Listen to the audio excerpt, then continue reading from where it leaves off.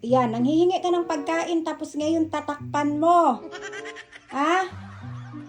Anong klaseng senaryo yan? Ay, nalang. Grabe talaga na.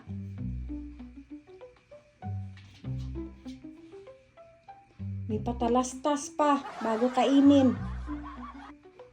Uy! Sus Mariusip. Lagot ka pag kainin ng iba yan. Pare-pareho lang naman yung flavor na kinakain niya. Anong flavor ba hanap mo? Ha? Oh, nag-exit na. Lagot ka pag pumasok na dito yung ibang mga pusa. Kakainin na yun. Wala na sa'yo. Ubusin nila yun. Sarap-sarap pa naman. Balikan mo dun. Balikan mo. Oh, yan. Kainin mo. Very good. Sus, Mariusip.